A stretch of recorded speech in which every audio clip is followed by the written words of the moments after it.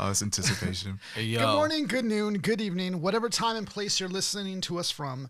Straight from the 909, Mark, Andre, myself, Isaiah, and together, that's hip hop.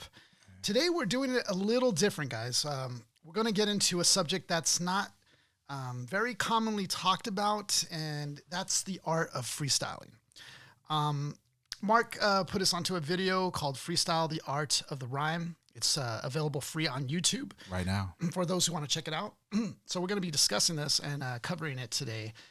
But before we get into that, I'd like for us to go into a little bit of our experiences with freestyling and like when we've done it.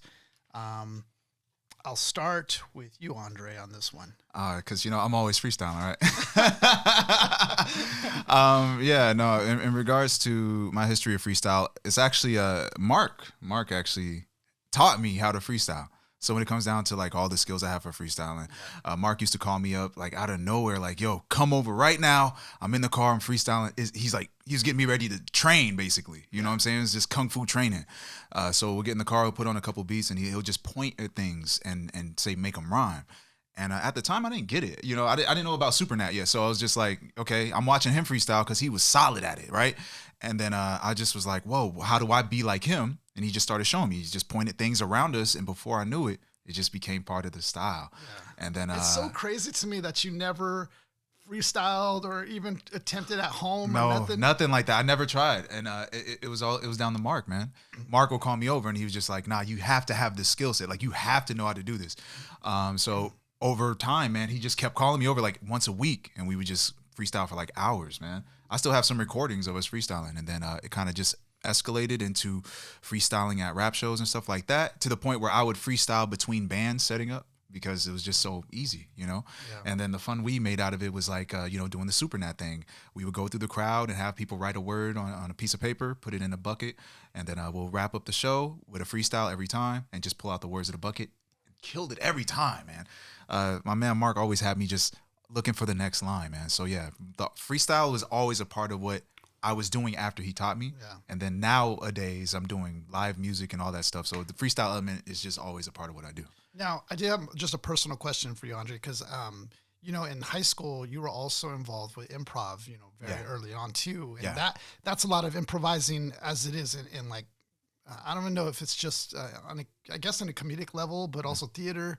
So like, how did that even come about? Because you got into that, but I don't even know how that even happened. Same deal. I just walked in. I think one of my classes was theater, and then the teacher didn't have his theater ready. So he was like, I can't teach you theater, so we're just going to force you to improv. So he was like, to waste time for the next couple of weeks, just improv. And that's essentially what we did. We just were improving, and then next thing you know, he was like, I like you guys. I want you guys to be on the team. So then he pulled us over. He had us do a tryout. And then next thing you know, I'm doing improv. So when Mark taught me how to freestyle and rap, it's the same pockets. It's like you have to have a punchline at a certain point. You have to. So with the improv background, it's like we were always designed to have something funny like every line, basically. So with that skill on top of rap, I just could say funnier punchlines, And that's how it works. So that improvisational muscle, which me and Mark had from theater, we just brought it into the rap situation, and it just made it better, It just made it more natural. So that's just how it ran for me. Yeah. And then what about you, Mark? How did you get started? So he was like the king of this shit, man. Nah, bro. I like the phrase that I've been constantly using now, and it's like, truth be told too, is as soon as we started talking about knowledge of self, that's been way apparent. I told you a couple nights ago when we were talking. But that thing, like knowledge of self, like that's just been in my head this whole, like these last few days, bro. It's crazy. But anywho, the freestyling to me, because I was influenced with hip hop and everything, and a lot of my cousins, from Parts of Speech, and shout out to Selfine Els and Edgar Sosa for that. But for those who are outside the realm of Parts of Speech, what is Parts of Speech really? So quick? Parts of Speech was a local hip hop group at Eisenhower High School around 2002, 2004. Watch, they're gonna be like, we were there for 05, bro.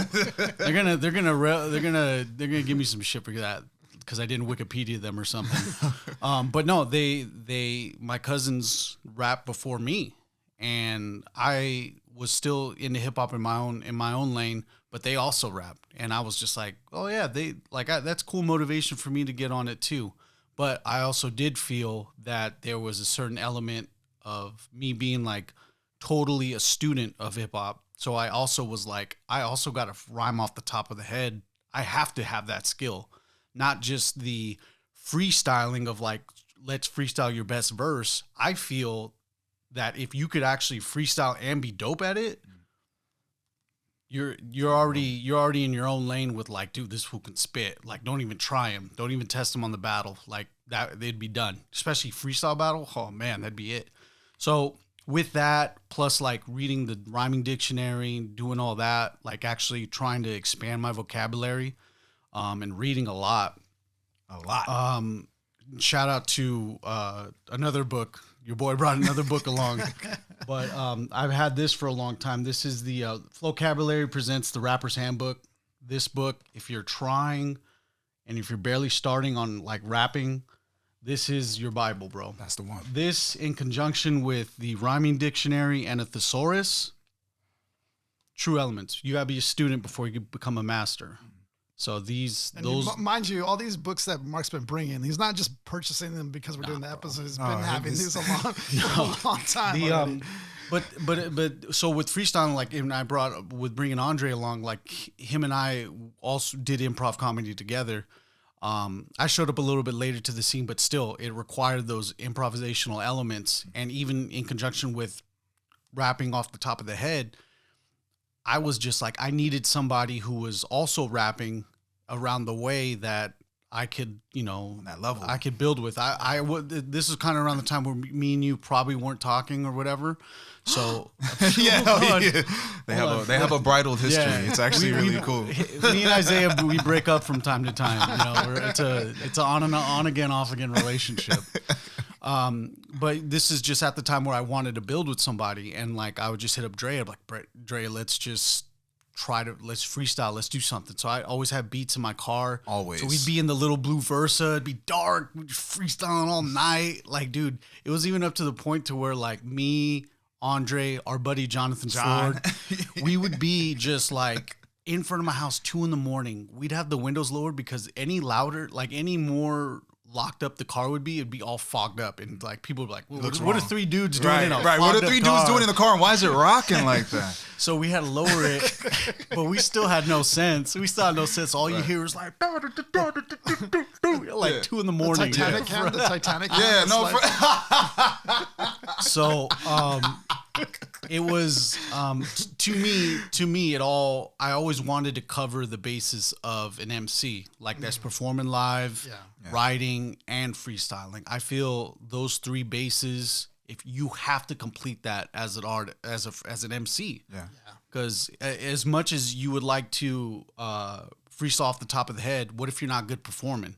And if you're not good performing, like that doesn't put your album over. It's all a what's that phrase from Phantom Menace? A symbiont circle. Yeah. Like one affects the other. Yeah. It all affects the other. So what if you flub something up? You need a freestyle to get you out of it. Yeah. That'd always be it. But to summarize, it was just an important element for me to learn early, and I just took it to the next level. Man. It's one of those skills that like you got to keep sharpening, man. Otherwise, it gets dull. Yeah. You got to one thing that note get back on on top of it that, again.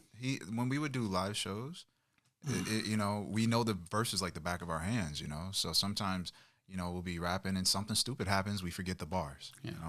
And every time Mark always had it. He was always ready. It's like he messed up a line and he just made the line better. The original line, he just made another line and put it back in that spot. And sometimes he'll freestyle the rest of the verse. And then I'll just come in and do my part. If I mess up a line, I do the same. I'll just freestyle, start pointing at people in the crowd to the point where people think that they're part of the song. Yeah. And to create that kind of atmosphere and that to me, it was like a visual trick, because we on the stage rocking the mic, you think we wrote this, but then we turn around and we start talking about what's going on in there and then jump back on the song. Right. So you can't tell what's freestyle and what's really going on. And it really like promotes like the unique experience of that night. Like, man, like they won't remember your name, but they will remember the performance of like, dude, remember those 2 rappers? Like they actually got like my purse and started talking about how whack it was. Yeah, and start throwing how many holes it had in it. Threw out my cigarettes. My money was missing, but that wasn't the important part. You got $400 inside your wallet, miss. And then you just take it, put it in your pocket. And you got nothing. I'm about to pocket it. But yes. All that. But no, man, freestyle, honestly, even till today, it's like a lot of the riffing and back and forth that we always do is just based off of improv and freestyle, man. Yeah, even our jokes, sometimes we improv, like, well, obviously we do, but, we start kind of digging deeper into it. So it's just like as simple as that. But over time, I mean, it just expanded into something really big, man. What about you, though? For me, I'm usually freestyling with you guys for the most of the part, but there's another group of friends that also rap too that I freestyle with from time to time. There's a difference, because usually when I freestyle with the other group of friends, it's usually like late at night, at the end of the day or something. And with us, it could be like on our way somewhere, or maybe at the peak of the hour, for the night or whatever. One of the like earliest memories I have of freestyling, though, is kind of funny. I was at Eisenhower High School, and your cousin, actually, Selfie, at the time, he was in that group, Parts of Speech, and they were good for their age. For our age group, like, they were killing it. And so I remember, like, it was after school, I was starting to walk out of school, and him and another one of the guys who was like the main guys, Table Salt, they were like, come over. Table Salt. And he's a good freestyler too, dude. Freestyler, man. Good freestyler too. Oh my gosh. And he was like, they were both like, come over. Like, they heard, excuse me, they heard that I could rap, right? So they invited me over to their little cipher that they were doing, and I'm in there, but I wasn't prepared at all. Like, I wasn't freestyling like that, and so I totally embarrassed myself. And I was horrible. I think they even made a comment like, "You rap like that?" It was so. That's you. Never rapped with them ever again like that. So, but it did motivate me to like get more on it with the pen, and then also practicing freestyles and stuff like that. And then from time to time, I would freestyle with Mark and with yourself. I think one of the most memorable times we freestyled was one night we went to a high school friend of ours' house, and they were playing pool, and we were just in the background, just freestyling for like hours in the background. Yeah. And I don't even know if we ever had a legitimate conversation beyond freestyling. We were just freestyling the whole entire time we were there. And it was kind of funny because, they were getting a kick out of it. They were enjoying it. They knew we were on our creative tip or whatever. Mm-hmm. But I haven't seen him in like about 10 to 15 years. And here I am there in his living room just freestyling the whole time. Was that at Nick's house? Yeah. When we were all three of us? Yeah, okay. I remember that. Yeah. That was like, hey, Daddy, what's up? Thanks for inviting us over. Yo, break the door in. I do feel like, freestyling there's just something about when you get in the zone, though. Like, man. Like, I think I'm not great at freestyling. I'm gonna be honest. I'm not great, but it doesn't mean I'm not gonna work on it. But I continue to work on it. But there are times when I have freestyled where I was just like, I felt unstoppable, And I think there's a point in freestyling like where you're so much in the zone, so much in the flow, it feels like you reach like piety or something, like, dude, like it feels like you reach chi or something. Bro, I'm telling you, like, there's goosebumps starting right here, because check this out. It's like, you see, at one point, if you do get a good freestyle going, dude, your combos start lining up. And your combos, I mean, like your M bars of the next 4 or 5 bars you got lined up. It's like anything you touch is gold at that point. And it's just, the Midas touch starts coming around. But I do, like you, feel that it's like, it's divine in nature. Mm-hmm. Like, this is something that you're given from an unknown source within subconsciously, of course, but it's like, dude, like where it comes from, dude, it's coming from the depths. It's just like amazing feeling, dude. It's like creating like a spirit bomb or something. Like, I feel like you're like charging up, like you're just charging up, like, and everything around you is being assimilated in that ball. Yeah. And then you're just releasing it on everybody around you. Yeah. And what I noticed is it's more of I would consider it a meditation, but a lot of people don't want to call it that. Yeah. But when you get in a certain spot where they call it the zone, you're not thinking anymore. Right. No. You're not even attempting to think. It's like all the pieces come together. It's already lined up, and it's like, I didn't line this up, right? But I'll go with it. And I think when you add the crowd element into it, like if you're freestyling with some friends in a cypher, you're gonna get some really good results. But when we're on stage and the people are already loving it, right? They man, have to already be loving it for the freestyle to go to another level. So usually we'll do songs that we've written and we'll, rip it up. And then when we end, everybody Or the loves end us. segment would be a there's a lot of freestyle, love in the air. People are excited because we got the bucket out, And when we freestyle, things happen, and then you see the crowd go to places they don't normally go to because it's on the spot. Like a rap song to me is like, watch us be superior, right? And that's what you're going to experience. But when we do the freestyle, especially when you have the input of the crowd, it just cultivates more energy. People just go crazier, man. I remember one time we was doing a show. There was these two guys, man. These two black dudes were watching us, and they both had their arms crossed, and they just giving us the meme mug. And they were hating on us. They were hating on the whole set. They did not like us at all. Oh man. And I just remember, was doing the verse, and then we started freestyling. It's like, oh, watch these guys, man. We got them smiling, right? Before I know it, they love us. These guys, their arms, their arms open up like they want to give us a hug. Because I guess when we were doing the written stuff, it's like, whatever, you're rappers. Right. But when we started freestyling and implemented them into it, they went, oh, okay, all right, and they gave us a chance. Right. You know what I'm saying? Right. So when I look at freestyle now, I really do think about everything. Everybody in the crowd matters because they contribute to the spirit bomb. There's a pro tip. A pro tip: if you ever do a show, check this out. Do the same thing that we did. If you're really good at freestyling, you get a bucket, and because you get all the crowd involved and like, hey, before your set starts, you just get people to write random things on paper and put it in a bucket. That'll encourage the people that wrote something there, like, oh, I got to stay for this. Yes. The people that just stayed for a couple beers may just stay for the whole performance, so you're helping out the whole performance overall, especially if you're deeper in the card.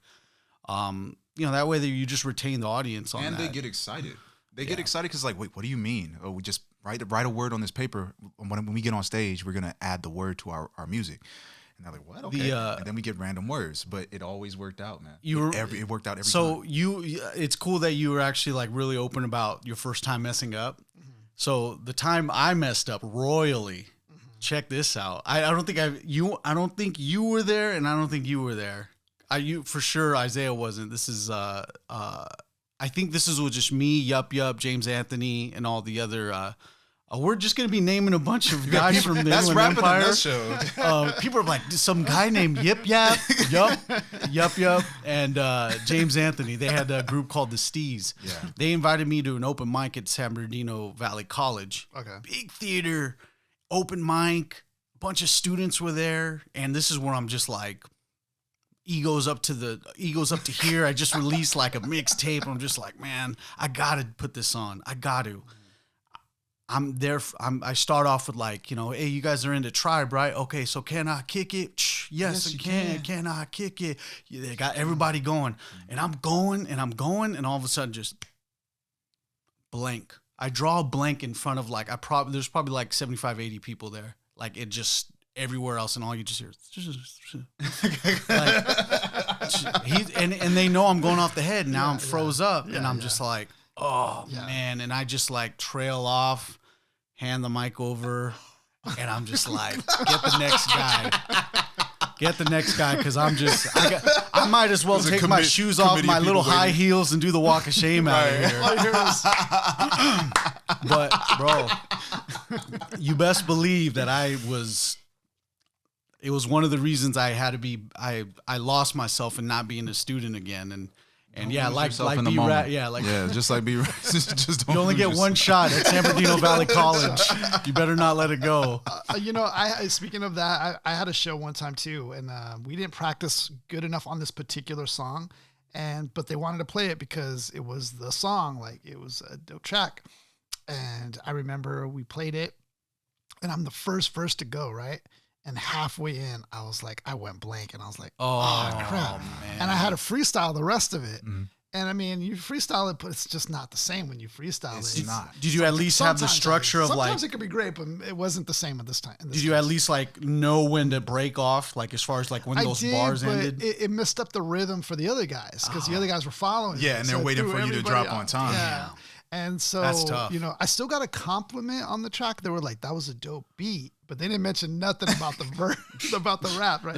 That was a dope beat, everything non-lyrical was fine. Yeah, exactly. Yeah. Exactly. All the spoken parts, I didn't hear those parts. I love the beat. Well, the spoken But with that in the air, you know, the idea is that a freestyle can really move your show in a better direction. Yeah. But it's almost rare now. It's almost rare. Yeah. Because some people will say they're going to get on the stage and freestyle, even like the Jizza show, right? We're going to get on stage and we're going to freestyle right now. And in my heart and soul, it's like, I know that's a written. Yeah. I know great freestylers, and there are freestylers that's good enough to make you really feel like, yeah, that's, whoa. Yeah. But those guys, I was like, no, they have free verses, and they let the dude beatbox, right? He was beatboxing, then they all went back and forth on their verses. Right. But they were so organized. It was like, he did a 16, he did a 16, he did a 16. Yeah. So I think they didn't really actually freestyle, but it made the show feel liver, right? Everybody was getting involved. So, you know, the freestyle element of adding it to your hip hop show makes your hip hop show more hip hop. If you're just spitting a bunch of writtens and stuff that you are comfortable with, then you get stuck there. But if you want the crowd to feel like they're a part of a real life, honest to God, real moment, that's where the improv comes in. But yeah, in general, I feel like when I watched this guy freestyle, he always saved himself in ways I couldn't understand, right? So if he forgot a line, I'm like, okay, oh shoot. And then it's like, we got 4 bars till I come back in. And he knows. So he freestyles for 4 bars and he passes the mic back to me. I continue with the written. So it's like we had this, you have to know the structure of your music. You have to know a lot of things. So if we can get into the documentary, because I feel like I don't want you to Tennessee 2-step away. Right, I was going to ask you, when was the time like where you messed up live? Because there was quite a few times. Probably like, one of those. What was the most one where you were just like, oh, I got to sharpen that sword again, man? Like, nah, because that I know for sure I had to after my moment. I know Zay probably had to. The worst I did in a I really don't remember a bad time at a show. Like as far as a show, I'm just omnipotent. I over practice. No, I really over practice for shows. But I did have like a freestyle battle back in the day, and I didn't know battlers were evil. So I was like, I didn't know what was gonna happen to me. So I'm sitting here, I'm just like, I'm gonna just freestyle and, you know, sound better than him. I'm just gonna freestyle better than him, right? But he's like, he was saying things that made me think about my family. Like, whoa, don't say that, man. That's wrong. I was just like, yo, I'm the best at rapping, you know, that kind of stuff. And he's like, no, I'll take your kids. I'll give birth to them and kill them. Like, whoa. I'll kick him down a flight of stairs with this teddy bear. Then I'll be downstairs and kick him back up the stairs. Like, from his wheelchair. And I'll take the wheels from his wheelchair and they wheelchair. Like, so that kind of shit like broke me to pieces. Like, wow. And I couldn't think of anything clever to say to beat him because I didn't think like that. I was just like, I'm dope at rap, man. Just listen to the dope rap. Fisher Price, my first rap battle. Exactly. He's like, yo, you want to slap box with this dude real quick? And I'm like, yeah, let's go. And I get in the ring and he pulls out nunchucks and fucks me up. Yeah. So ever since then, I was like, all right, I have to realize that, you know, off the head, anything goes, especially in the context of a battle. Anything goes. I'm kicking your baby down the stairs, son. Like, and they mean it, you know? You don't even have kids, B. I'm kicking like, them all down the stairs. Right, I'm like, try, man. It's all love and light and shit. And it's like, I'll shoot that love and light, man. And so that kind of energy, though, overall, that was the worst performance I had. It was painful. It was like deafeningly silent as I rapped. So as I'm rapping, it's just people just glaring at me, waiting for me to fail, while they couldn't wait for this dude to tear me apart. So I was like, never again. I'll never do a battle ever again. The audience is waiting. They're like salivating, waiting for you to get mauled again. What are you going to do to him next? You know, people in the crowd like adding shit. So it's like, you know, like Def Jam Fight for New York, you could throw him in the crowd and get his ass beat. Yeah. So that's what it felt like. But as far as on stage though, nah, man, it's like if I messed up a line, it's just like Mark. It's just like, oh shit. I for some reason, I might have got like drunk before the show or something, right? Yeah. That's I like my rule is 2 beers before the stage. Don't ever drink more. Because I think I had 5 one day because we were cool with the bartender. The bartender was chopping it up with us. We had a bunch of drinks with Joel. And shout out to Joel. Shout out to Joel, man. Love you, brother. And by the time I hit the stage, I was like, I don't remember a lot of my set. And that was a rough one, but it didn't. I did everything right, but it felt drunk. It didn't feel good. Yeah. But there are times where it's like, if an error is made, man, I'm just grateful we did the training, man. And the training was just like that. It was like, you know, freestyle, and he just points to something, and I have to add it to the freestyle. Before I knew it, it was second nature, and now it just carries on to today. So if I could just roll into the documentary, let's do it. The documentary pretty much rolls into the idea that this is kind of an assimilated spiritual experience. You come together in a cipher and ideas are just coming out naturally. you know? And once those ideas get thrown in the air, we have them in the air and we're just grabbing the same ideas. So I might do a Batman scheme and start talking about, you know, I'm Batman in the night, Gotham or whatever. Then he comes after Builds me off of that, and he might come yeah. up, he's, oh yeah, I'll take out a Joker in an instant. And now we're rolling the idea and as a snowball effect into something bigger. And I think once it goes full circle like that, at that point, all the rappers are like unified. Yeah. Unified in the sense of like,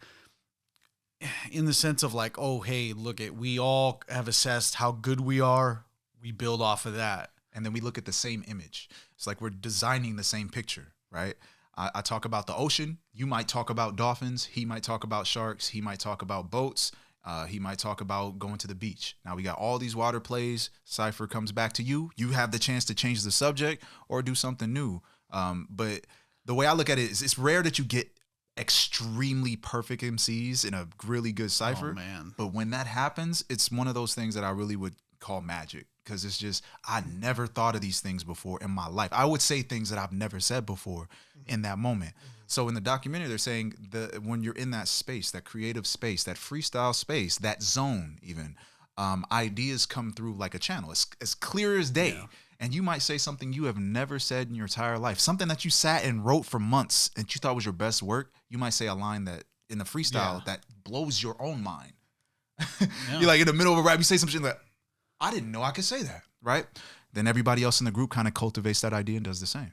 So to me, the art of freestyle is probably past words, man. I think it might be more, I think, didn't they compare it to church in some kind of way? Yeah, I like how they so did they that. said that the essence of the frustration of like minorities, it all started within, you know, the spiritual sense of being at church. So like it would be the deacon letting off a Going like on his, over the on his, yeah, on the, speech and everything. I said the S-O-N meets the S-U-N. In the valley. And the two sons come together.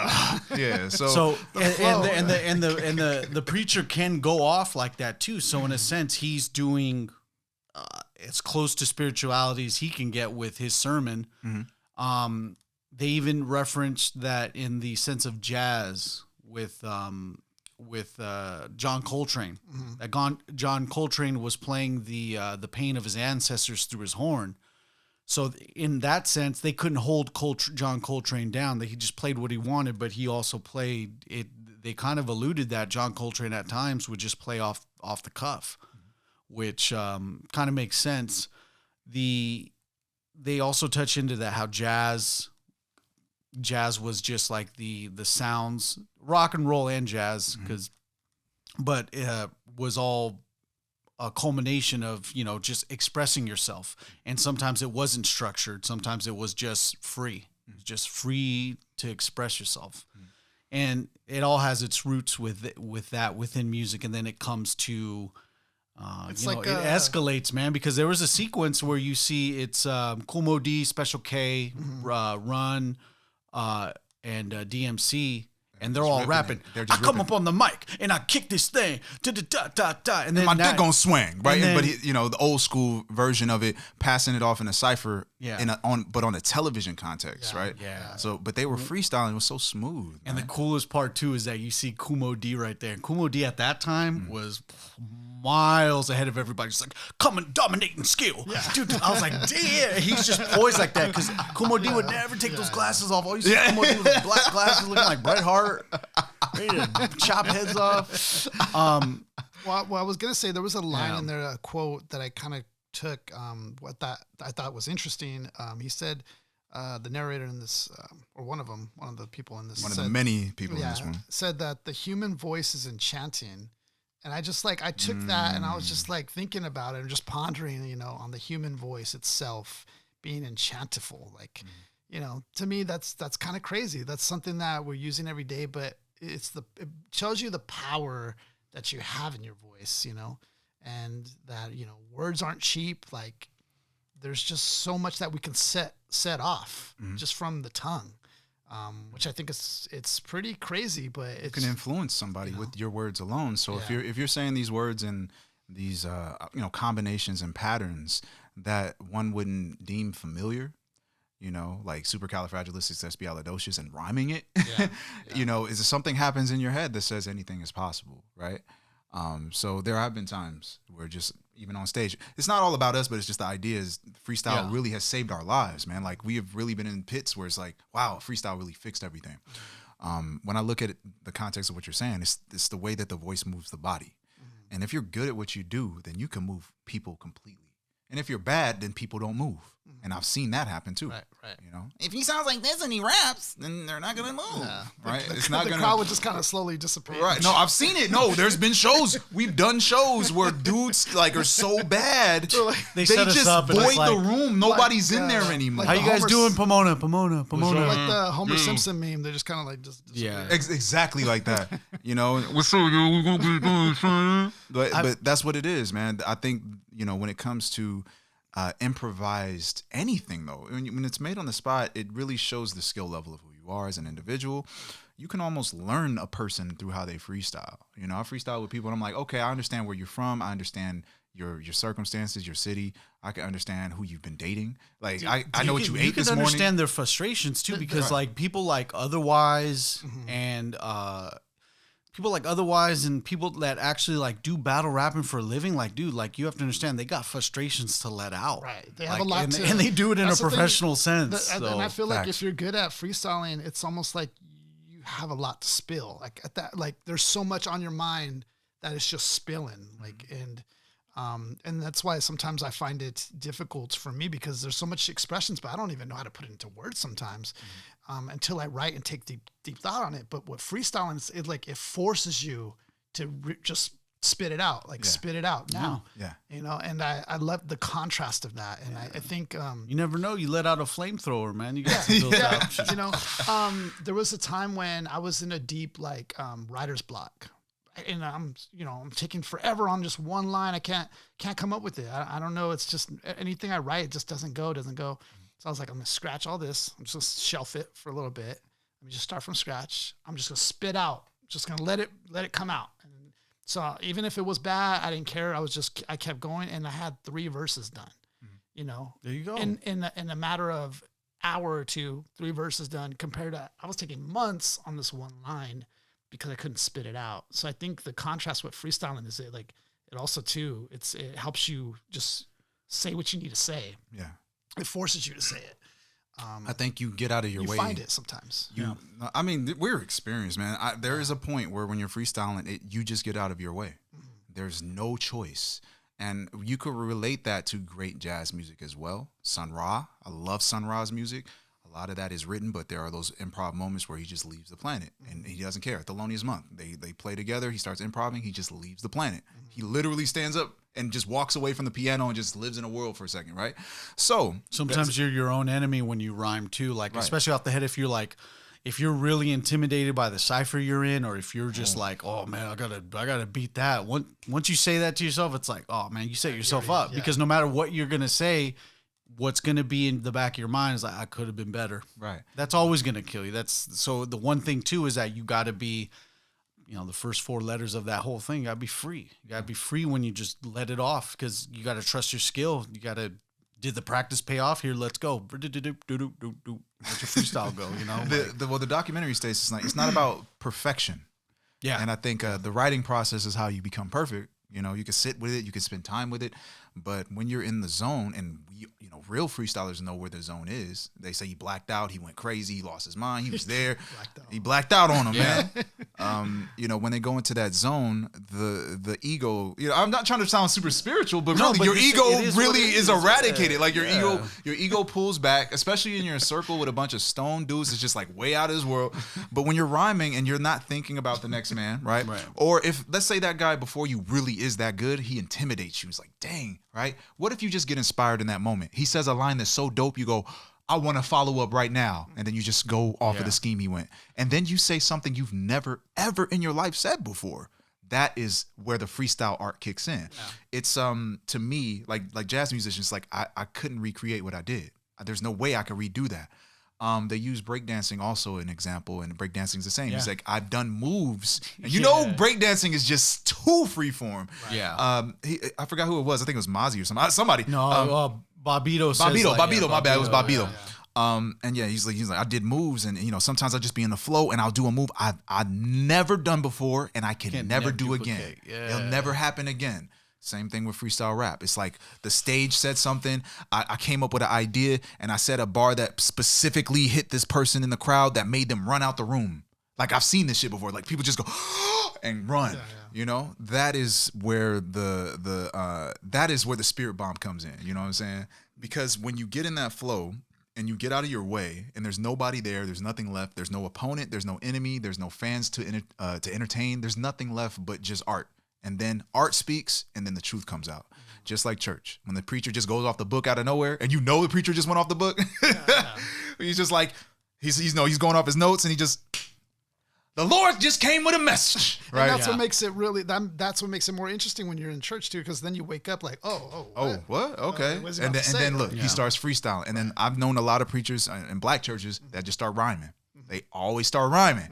I've seen the mountaintop, I'm never gonna fall off, like, okay. And then you just sit there and watch and let it happen. The famous one is you name it. Like, man, and I was watching just the regular clip. She even mentioned dog too. I forgot about that. Like, she's just like hog, dog. I was it watching, don't matter. I was watching the build up to this, and it was a slow build up, but again, the spirit bomb, right? Yeah. Slow build up until she got to that point. It just started feeling herself. Boom. There's a spirit bomb. Yeah. No, when you see a person get in the zone, they freestyle, you can almost see heat waves off of them, and when they really get there too, it's like, and no one interrupts either. Nobody interrupts. You don't even want to, you don't even want to follow up. You just let them get there, let them go, let them leave, let them come back. You feel me? So yeah, when it comes to that though, that's just magic to me. That's just how it works, I think it's ultimate freedom as well. It just liberates you, being able to experiment and just let it go. Yeah, let it go. Yeah, it's a good way to vent out, and just like if you've had a screwed up week, like your weekly open mic that you go to will have like a cipher there. Like I know in the documentary they actually mentioned that Spot the Good Life in LA, where people, it was like a Thursday open mic and stuff, and that's where the gods met. And like I said, it started popping off. Originally just Micah 9 and a bunch of dudes from Freestyle Fellowship would just show up there. But then it started, like, everyone started going there. Skilo, Ahmad, all these dudes like really started going there.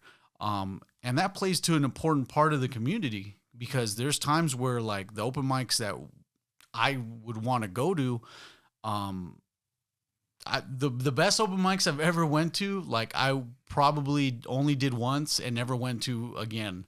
I remember one time I was seeing about a chick over at Cal Poly, and I was wearing a Murs is better than your favorite rapper shirt, and I'm chilling, like eating Subway or whatever at the campus, and like some dude's like across the way, and he's like, "Hey bro, you like rap music? I like your shirt." I'm like, "Yeah." He's all, "Hey, we got an open mic this Saturday." I was like, "Oh man, you just unleashed the beast." And dude, it was just one of those things where it was just like, "Hey, does anyone want to come up to and freestyle if you got it?" And I was just all like, I think I had some chips. Likes to rap or like not, when I was there on Saturday, like, no, because there was rappers there too. And when I was just done eating my food, like, it was it. Like, I remember the first line, I was like, "Yo, we're going. I'm Indiana Jonesing on adventure." Like, it just came off like that. And like those impactful moments, I just remember, like, at least off the jump, I knew what I started spitting. It was just on after that. Mm-hmm. The other one I know for like a really good freestyle session, you probably know when I tell you about this, but I think it was called Open Mic and Dim Lights in Pomona. Oh yeah. So remember, so we do, I don't know whether or not we did this, like if they had room on the card for us to do the open mic, but after, I know our buddy, was Gilead there? Gilead 7 was there. So Gilead 7 from what, Rhymesayers, right? Yeah, That's his Be clique. the Wizard, I think. Bro, you're talking about a cipher, like just Pomona All-Stars and just us. Yeah. Dude, we were there. We probably were freestyling with them, I swear, probably about an hour and a half, 2 hours after the open mic. Yeah. And just picture like 8 dudes in the parking lot after that parking lot's all empty. With all this, energy, like just going off the head. Shout to Gilead. So in the same essence, like those are equally as important. And those are the stories that I remember. Like those those open mics I remember because it was just like sporadically meeting people, building. Do they still do that? I don't see I it. don't. as I don't common see no it more. often. And if honestly, today in modern day, if you're too good in a cipher, you break the cipher now. I have personal issues with this. If you show up in the cipher and you rhyme at a level they're not comfortable with, the insecurity just shatters the whole group. And people will just walk away. Especially online too. Yeah, especially online. Online, Discord, it'd be just like- Instagram, Metaverse. Any place that you can go online and freestyle where there's a freestyle community, if you can in the online capacity, if you're too good, they just leave. Yeah, because equal as a comment that says, "Oh, that's written" or whatever. No, some dude can be just like in the corner online, like active on the chat, and be like, "Man, fuck that." Yeah. Like they could just be in the and like after Andre just like rips it to shreds, right? Yeah, no writtens. No writtens again. We're gonna let you guys know there's no writtens. Yes. Just like right after he just like napalms the whole cipher. I swear to God. And it's not a pride. It's not nothing like that. It's like I'm coming to a LA cipher with New York energy, right? So I'm just trying to rap like what I've learned from, right? And I bring that to the table and I notice something. It's like there's a comfort zone in freestyling today. Back in the day, especially if you watch the documentary, it's about, hey, we all the greatest. Let's cultivate our greatness. Yeah. Nowadays, it's like, I just want you to like me. If anybody in this group likes my bars, just make noises so I can feel good about my rap. That's how it feels now. So when you come in, it's like, I'm the ominous one. Watch this shit, drop a bomb on them. And they just go, you wrote that. Get away from me. The group, literally, I swear, the group just breaks into pieces and everybody leaves one by one. And then there's probably 2 people left at the end of it. Yeah. That's what I've seen as far as ciphers today. It's like a comfort zone more so than a cultivation. He's like the Brita filter. It's Yeah, like just yeah. Pull off tap water, just like it's just purity after that. Like the other 2 people there, they're about it. Yeah, they're about it. But that's what I'm saying. The vibe is different. and the idea that it was like, okay, we still have a couple OGs left, so we'll probably be stuck with 2 people, 2, 3 people instead of 10 in a big circle. But the idea is ciphers today are kind of rare. I don't know. It's kind of rare. And if you see a cipher, sometimes people go, cipher, and walk away from it. It doesn't really feel like how a cipher felt back in the day. I feel like when we was in Pomona back in the day, we would walk by something, just hear MCs rapping. It's like, we turn our heads and we just run. Oh, dude, I remember. We just run to what was it? Was that Gilead's record store? Yeah. Oh, yeah. Oh, dude. So like the same gentleman, he actually opened the record store. Remember we were there opening day. Yeah. There was a cipher like just started out of nowhere, and then like the homie Old Soul showed up too. He was there, and he was like, "Bro, I didn't know you rapped," because he was just hearing me like just rip it. Right? He's like, "Bro, Mark, you rap?" Like I've been doing it, bro, but like I just don't bring it out as often. But when a freestyle comes around, I'll kick a rhyme. You already know what it is. Was there any open mics that you used to go to or anything? Well, was anything? I remember at a show we did a show in LA. We opened up for Dilated Peoples. Good time.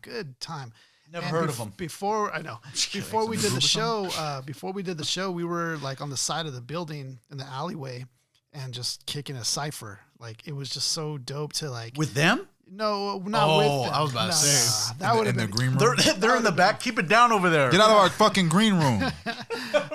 Green room. We were just kicking a cipher on the side, and we were about to go up like next, I think, and we were just right there in the alleyway before we hit the stage, just doing a cipher. And it's just those cool moments that you share, that you bond with. Like, I'll always remember that. It was a cool time, like vibing, basically.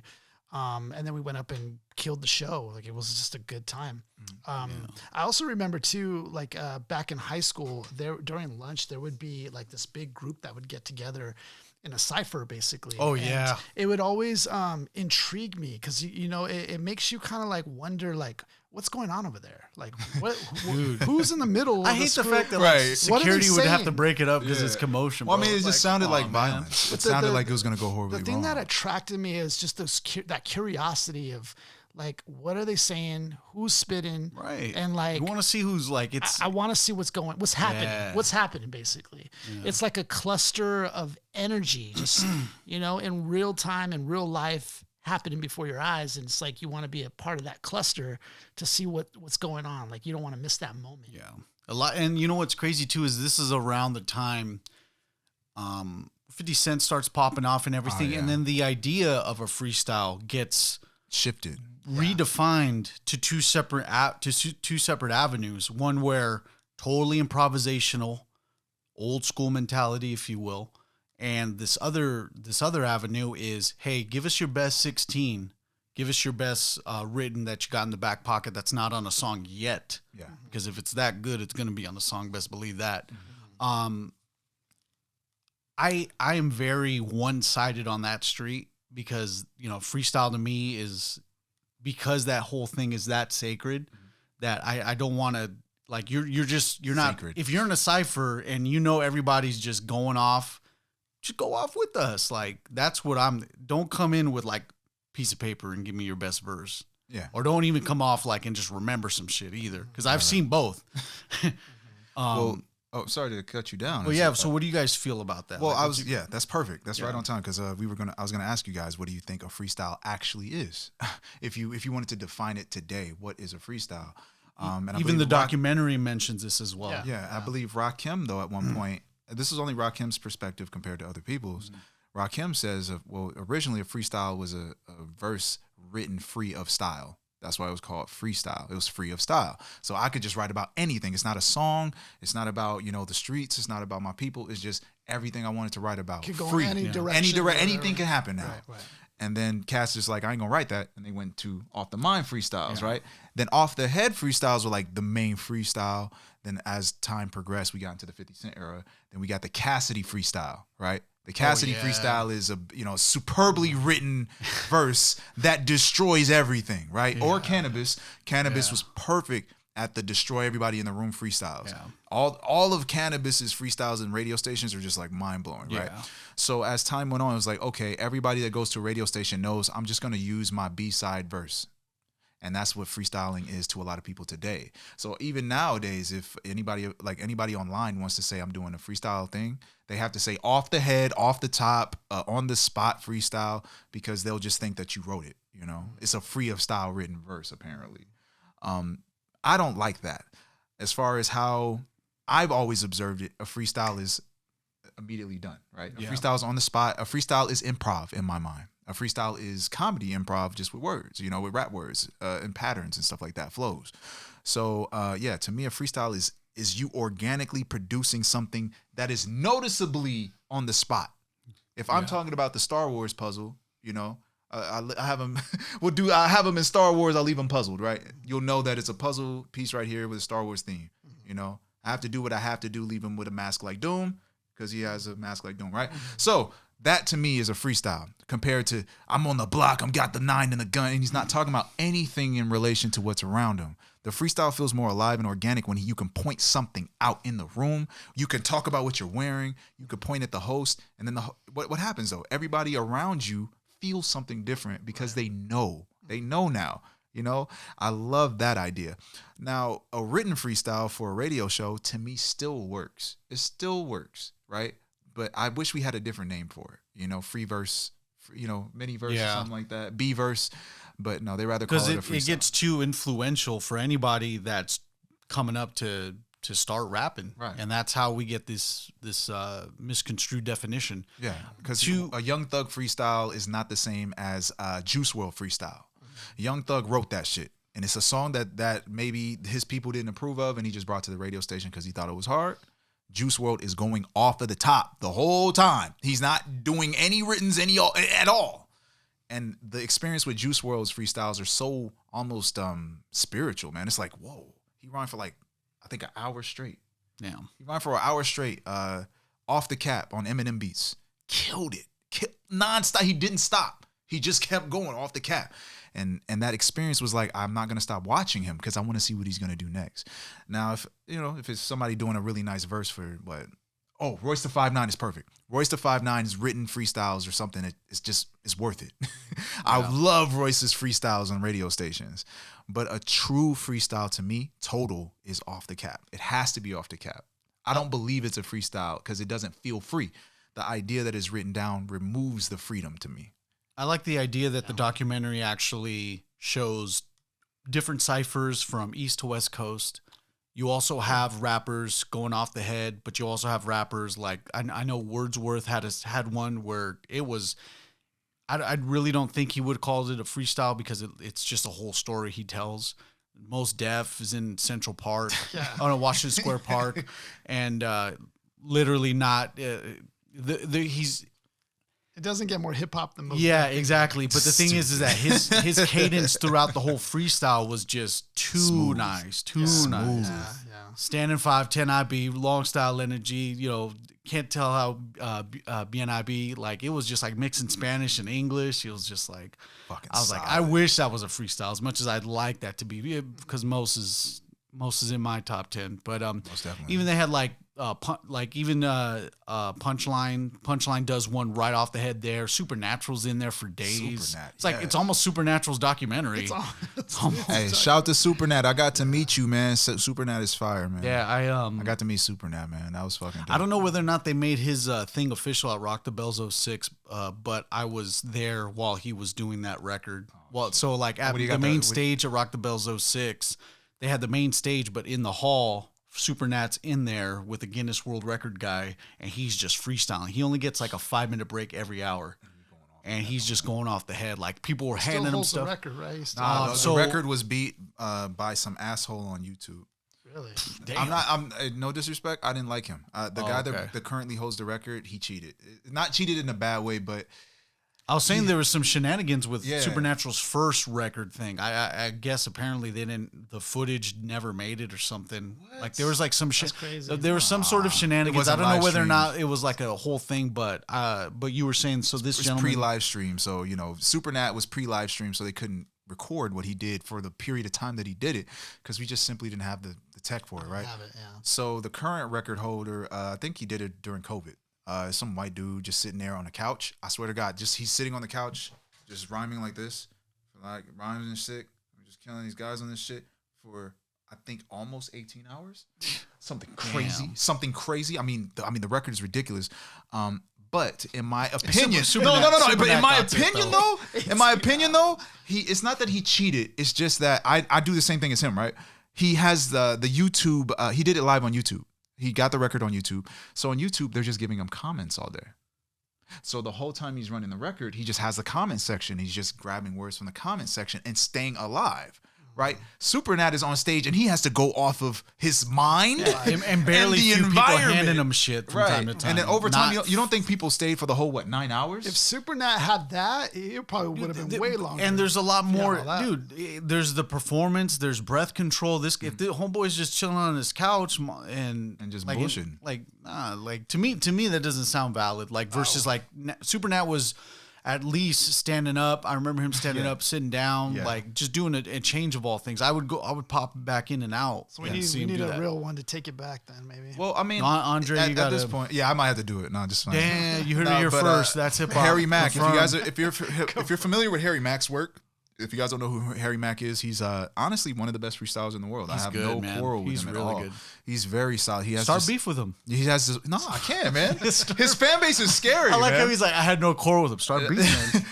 If you watch Harry Mack's videos, He's man, that really guy so makes good, like dude. $10,000 per video and shit, like live. Yeah. But his concept is he freestyles off the head, and he just goes off the comment section. They pay him, and he does whatever they pay him to do. So sometimes they'll be like, "We want you to rhyme pineapple for 45 times." Or something like that. He's the first Rhyme rapper pineapple to 45 put a times. hat out while he's rapping. Right. Yeah. But I mean, the guy's so talented. He really was like, okay, you want me to rhyme pineapple for 45 times? And he'll start it. He'll actually try it off the head, And it's like, wow. And he'll probably get 35 in, and then the fans will start helping him, or he just off the head fix. He does it. The fact that he finds that many matches is incredible. But anyway, long story short, Harry Mack had he ran a series of videos where he freestyled, one for 6 hours, one for 7 hours, another for 8 hours, 9, and then the last one he did 10 hours straight, all the way through. I respect Harry Mack's attempt more than the other guy. The other guy looked like somebody that says, I'm good at freestyling. I'll just cheat my way through and make it work. Whereas I think a Supernat, he's like, I practiced, I got ready, I trained. Even the documentary, you could see how hard he loved this. Dude, the guy I saw that got the record, I was like, you don't care. You don't want this. Harry Mack is the closest thing I saw recently to... The energy's there. The energy's there. The love is there. The enthusiasm's there. Yeah. He wants you to feel him. He wants you to know that I'm freestyling. I'm doing it right. The other guy just wanted to break the record. I got you. Right. But as far as great freestylers and talented freestylers, Harry Mack has to be addressed. While we're here in this, I mean, we already talked about what a freestyle is. Does the length of the freestyle make you a better freestyler? if it's in a cipher, I'd rather just get my piece in, give it back. and forth. I mean, I don't think so. No, You don't think so? I don't think so. It matters what's coming out. What's coming out matters to me. So when Harry Mack goes for, we'll say 3 hours, like a regular day, right? He goes for 3 hours on some regular stuff. That's his regular. job. Yeah, that's his job. That's Okay, his job, so that's yeah. his job. I think for so. him to freestyle for 3 hours though, do we give him more or less credit? Because I feel like Well, if you're yeah. that talented, it has to mean something. No, yeah, you're right. When you start reaching lengths like that, Yeah. then at that point you come into a different realm where it's like, a different realm or space that where, But he has a different incentive than it goes into a different realm. No, but he No, has but an I had to incentive drop though. it. I had to Wait, drop he it. has an incentive But yes. though. Harry Mack has an incentive compared to Supernat, right? Correct. Supernat, he's just ripping it, and he's like, I'm gonna get the world record, right? But I'm not gonna get paid big bucks. I'm not gonna get paid like $1 million for it. Harry's situation is like he'll rap for an hour, and then after that, he's like, from this point forward, I will not rap until you guys pay me $100. And then they pay him $100 per song. And this dude makes $100 for another 2 hours after the initial hour, going for a total of 3 hours. Dre, he make it look easy. I might have to put it in 2 categories then. There's a category where based on length, like that's dope. I'll applaud you on length. And then there's a category on what you're saying, I guess I would applaud. So it's like, for me, I have like, I guess 2 categories. Okay. Where I would say, because there has to be some sort of appreciation for how long you can do it. Yeah. So there has to be something for that. Yeah. Yeah. And I know that within the idea of like Harry Mack actually in a cipher, I know that he'll keep his time short. Oh yeah, he'll be right on it. But damn, he'll rip it to shreds. He can Because go. picture all that just compacted. Yeah. Like, just picture a trash compactor, and this is this isn't just for example, but it's just imagine his raps just Being crushed down to crushed down into just pure, just the chef's kiss of lyrical miracles. Nah, so yeah, he's excellent. Harry Mack is a great example of a lengthy freestyler with really great skill. I don't know why I'm going into different great freestylers of the day, but I mean Harry Mack today represents freestyling. And Supernat is still freestyling. He's on Instagram doing that. He still represents great freestyling. Juice is still freestyling, and he still represents. Juice Juice bad, is sick, bro. He's amazing. Juice is crazy. It's funny how he just has people that are like, oh yeah, he may be just saying raps now, bro. Juice is nice. sick. Disaster, the battle rapper, incredible freestyle, scary. He's good. freestyle. What I like about Disaster is that he preps, of course, obviously for his battles, raps or whatever, but he also does do off the cuff. Yeah. And it adds a great element to the whole battle rap scene, I think. At least that you also still incorporate that somehow. That, like, to me makes it more it makes you more round, like as far as complete. Oh yeah, no, Disaster in that capacity, to me, I have to add him to my favorite battlers. A lot of people don't like him, but you have to. You don't have They a don't choice. like him because he shouts like, No, it's just it's his content. Everything about Diz is kind of interesting. But as far as his ability to, he's super prepared, and he's preparing with Rap God verses, right? Yes. And he just sometimes decide, I don't want to use this Rap God verse because I just saw that your girlfriend's fat. Right. This is he mentions the girlfriend in the last verse or something, right? He's like, that's your girlfriend? Now he's going to abandon this crazy verse he has to go in on your girlfriend for maybe 30 or 40 bars. He's also one of those rappers that will go in on like just something like, man, you went there. Like, he will do that. He would do go that. in, No, too. but I mean, as far as seeing somebody, because let me give you a context real quick. Battle rap today is, back in the day we had Scribble Jam. Scribble Jam was off the head freestyles. We on a beat, we handling business. Right. Fast forward to the future today, it's just Shakespeare. Everything's pre-written. You're on a big stage up to, it looks like WWE now. They have events now. Yeah, they're huge events. And Drake, Eminem, everybody's involved now. Which I like. I like it. That's good. That's good. But the context of battling today is I know both of these men on stage have written this shit to perfection. Right. So I'm going to get a great written verse. A great story is going to play off. And I think it accommodates what's on the line. I think the battle scene has now just changed into something where it's like, okay, cool. We're not going to call it a freestyle battle. This will just be a battle. Albeit there's actually ways to, there's people in the freestyle battle scene. There's actually people in the battle scene where you're actually, theatrics doing that. So the theatrics do accommodate the environment to where it's like, okay, the best stuff that you're gonna bring, okay, cool, we'll build around that and make it really theatrical. And that's where you get these people that are like, oh, yeah, I know that this guy hasn't done his taxes. W4, 4 score, watch these metaphors. Like, They bring up all this dirt. like, they just all this know. shit they Googled, man. Now, let's say, so in Diz's case, right? I'll just keep it to Diz. There's other MCs that do it well. DNA, Hollow to Don, incredible freestylers, but we're talking about Diz. So Diz is it makes him look more confident. You know what I'm saying? It makes him look even more like a real MC because we all know the context of what we're seeing is a perfectly written battle. And maybe the guy he's going against might say something against Diz, and Diz was like, I can flip that right now in front of everyone. So usually, if you're good at freestyling, they'll rebuttal it on the spot and then go off their written. Yeah, and then trail off. They'll trail off into something they already have prepared. So Diz is one of the MCs I see where he just goes, I'm going to abandon my whole round and freestyle. And he's usually the one that wins in this situation. But most of the time I've seen people try what Diz does and go to hell. They just die. I mean, you have to think about, like, he was willing to take on Cannabis. Like, that's pretty intimidating. Mm-hmm. Cannabis was known to go off. Yeah. And he was willing to do that. Yeah. I'm sure so much more prepared for this. That he didn't even get spit. He didn't even get it. No, he was like, I'm wasting my bars. Right. Right. I don't even want to spit those bars. I don't want to kill you. I'm just going to freestyle now. Like, that's how confident he appears. So the art of freestyle to me adds more, what we call it, experience, skill, makes you look like a grandmaster. Right. You might be going up against a master, but that freestyle element gives you the grandmaster look. Another tool in the utility belt. Oh my God. I mean, for a man to completely abandon something that he's written better than maybe your favorite Pac verse, no disrespect. I'm just saying, your favorite Pac verse, and he went like 3 times harder just to yell at some guy. And he goes, I don't want to do it. I'm going to freestyle now. I've seen it work. I've seen it fail too. I've seen it fail though, with disaster. I've seen him fail. Yeah. He's like, I'm going to give you damage. And he looked around and he just saw somebody in the crowd. Bitch, give me your sandwich. And he took her sandwich and ate it. Fuck. This is real. No, Diz did that shit. He just took her sandwich and ate it. And I was like, okay. And then he choked. So the whole concept is he was trying to prevent a choke. No, for real. No, he was trying to prevent a choke. So he did that. I'm right. sick. No, somebody help me. God, I can really choke. Oh, you really choked to death? Choke. The whole audience choke. But that, to me, even in the battle context, though, to be able to rebuttal somebody's written verse and flip it back, DNA is a good MC that does it as well. I've seen him completely rebuttal a whole written round.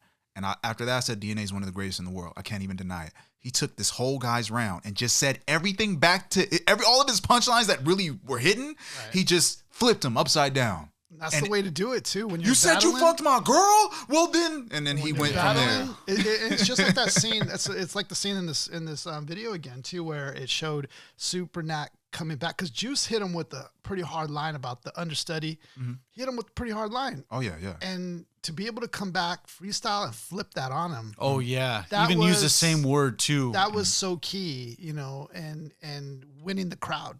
Yeah, and I think it's also what he played in, what they talked about or touched on was about the crowd too. About you have to also know the room and win the crowd too. Yep, as a part of that. Yeah.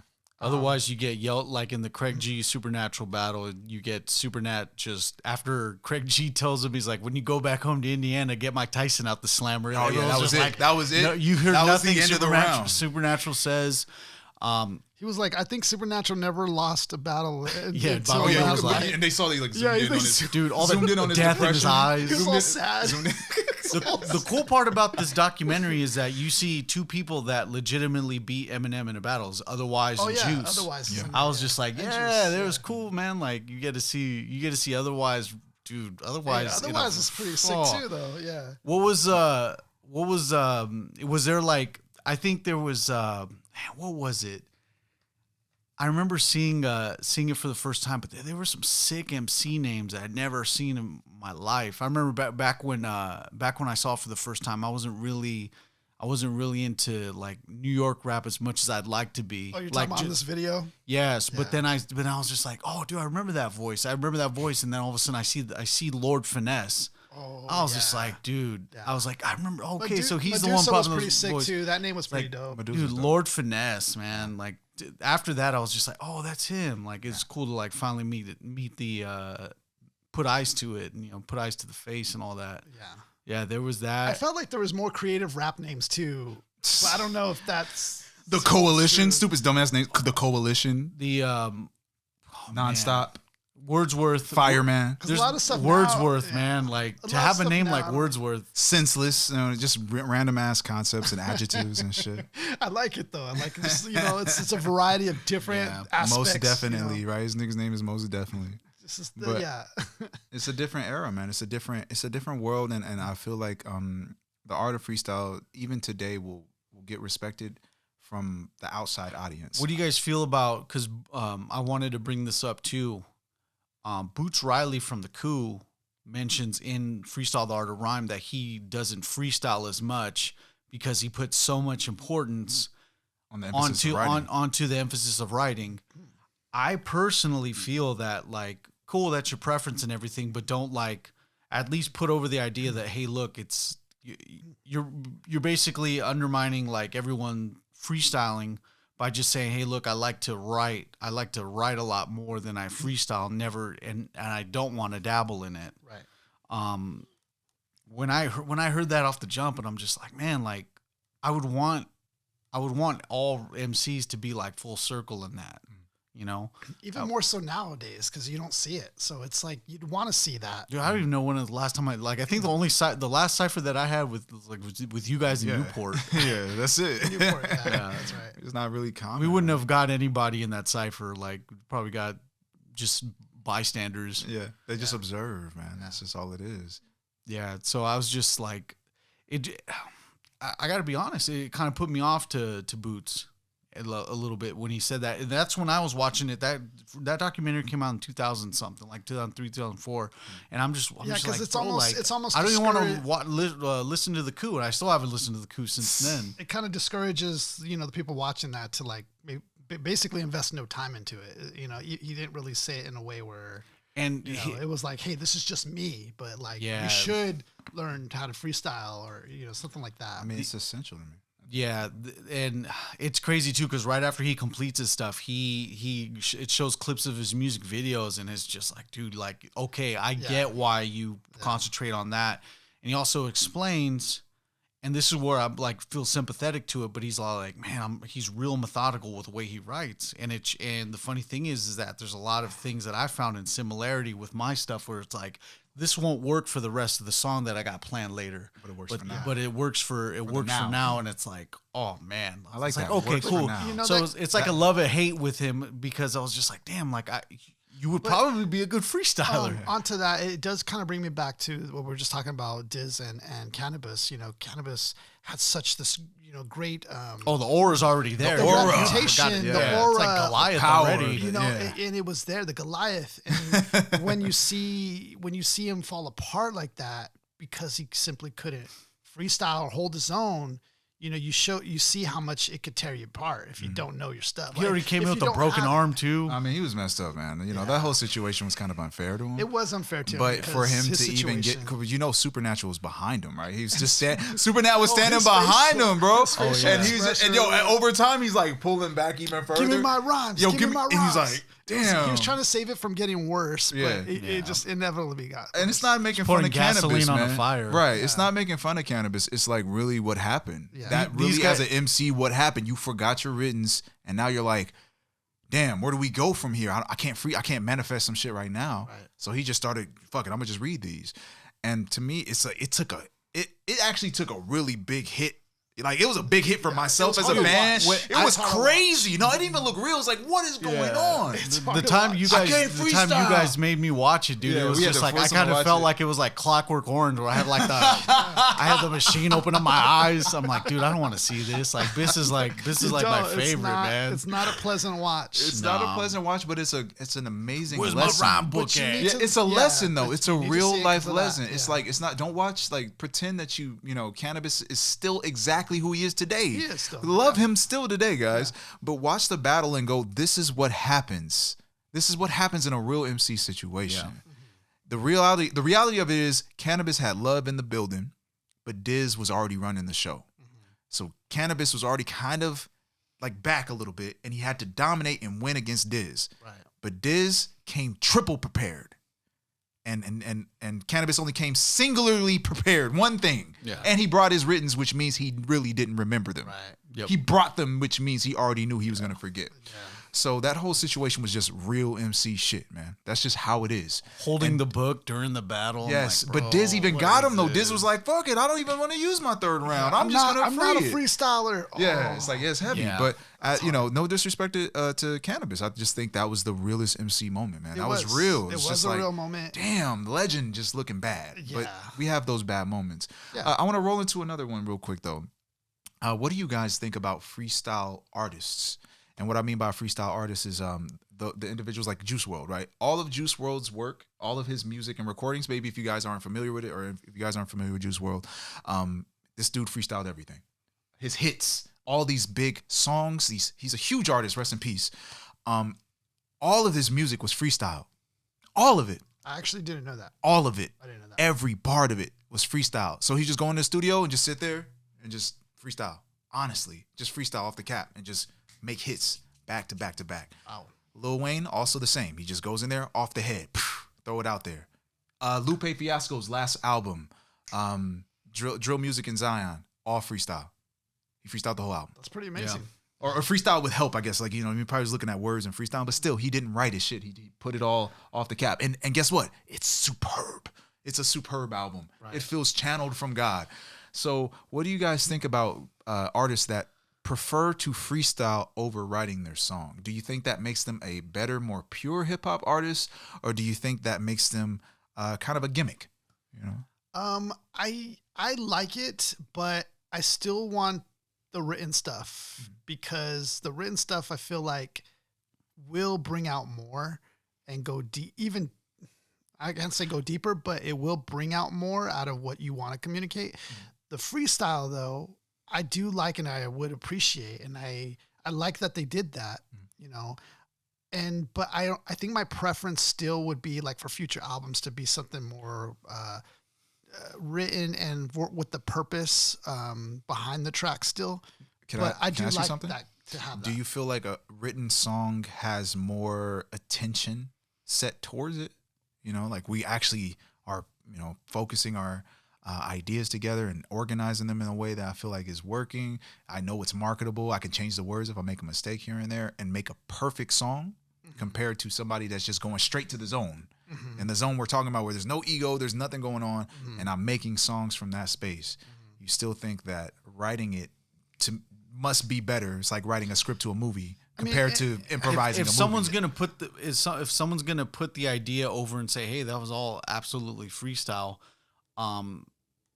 well, damn, like, are we gonna get something notarized validating that? Or are we just gonna, because someone could just say that. Like, I'm still thinking that, like, the idea that Lil Wayne or Jay-Z can have said that they freestyled, like, most of their stuff. I'm like, bro, like, you got to be damn near level genius to be thinking that, like, to even be doing that. Even Jizza writes his raps, man. It's like, this is where it's like, I don't want you to prove it, but if you're going to be claiming it, like, well, let's make something out of that. Just and not all freestylers show it. Not I all guess freestylers are the same either, because I'm picturing it in painting or something or whatever craft it is.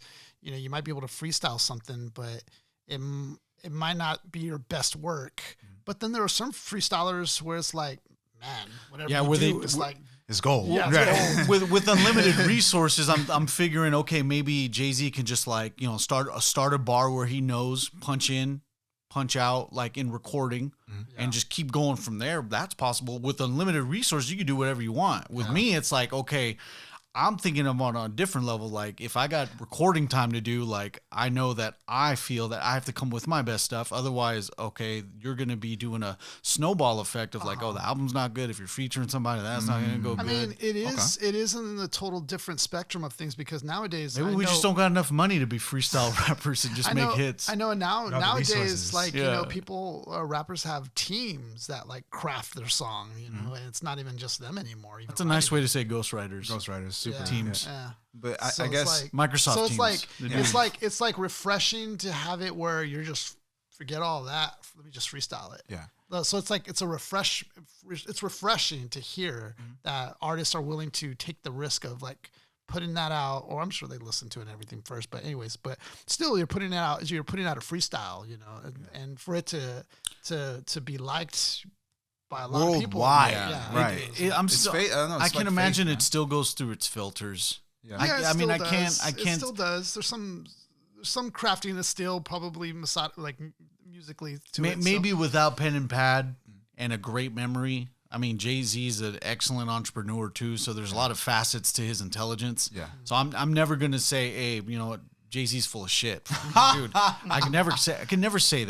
I can never say that because it's like, well, the value that he's brought to hip hop and all this, like, dude, he's probably a damn near genius. Probably remembers his raps. Right. I saw how he recorded 99 Problems, and he just walked in and just sat there.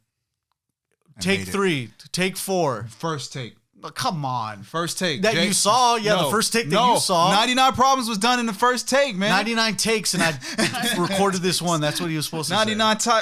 takes. 99 tries. This shit ain't one. Ice-T was like, that was my hit. That's mine.